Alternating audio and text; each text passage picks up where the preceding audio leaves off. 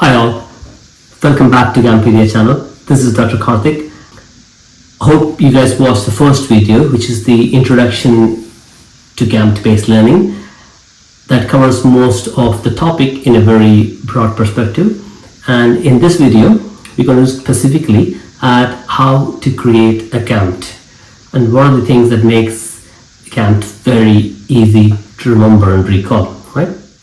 Creating a GAMT is a three-step process and be very difficult to describe all the three steps in one video.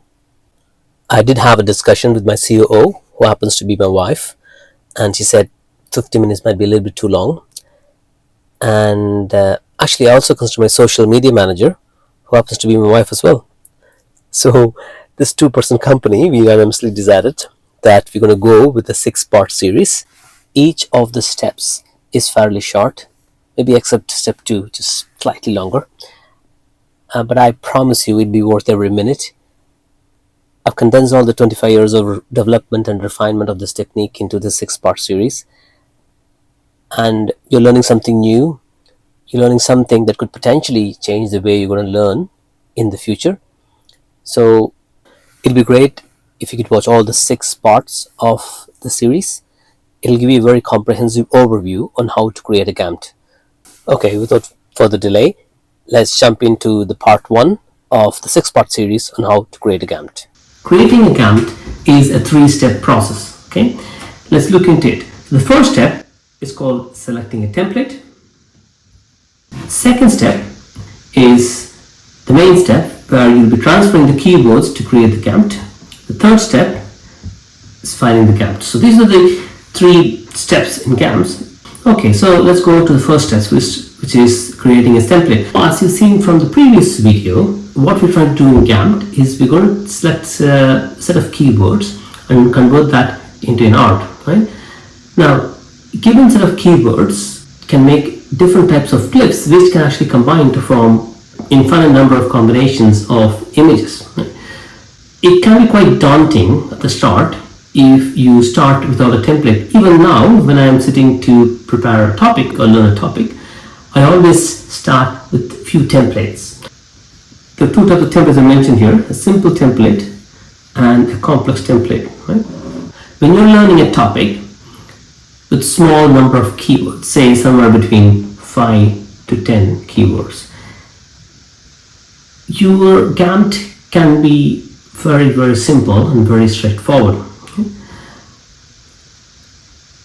When you start to read a topic which is a little bit more complex, typically you'll get around 10 to 20 or sometimes 25 keywords. So this is kind of the average, and this is the ideal number of keywords to generate a GAMT, because if you have a very small number of keywords, you're going to generate a lot of GAMT. And so if you have, say for example, 2 topics with only 5 keywords, you're better off combining the 2 into 1, so you get one GAMT with 10 keywords in it. So it just makes it easy for you to recall these GAMTs down the line, right?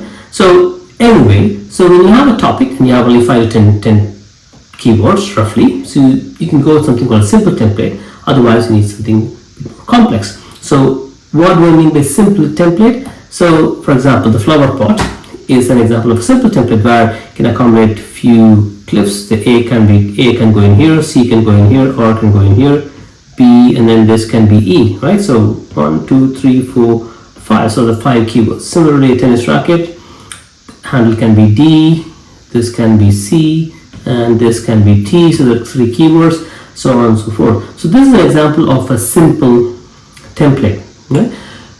When you have over a number of keywords, say 10 to 20, you need something a little bit more complex where you have something called a cycle.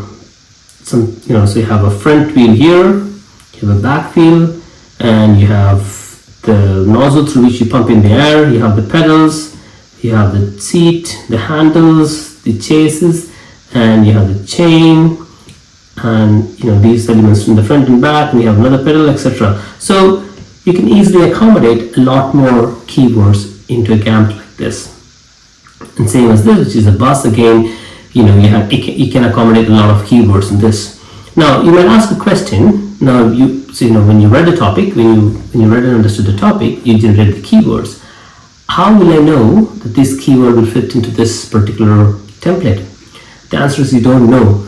So that's why you need 4 or 5 templates to begin with, and this is to make your job easier. So what this will do is it allow you to quickly go in between templates when you feel that your given set of keyword is not fitting into one type of template. This completes part 1 of this video series. I created a playlist, so if you have autoplay enabled, it should automatically take you to the next video. And thanks very much for listening. Learn it, GAMT it. I'll see you in the next one.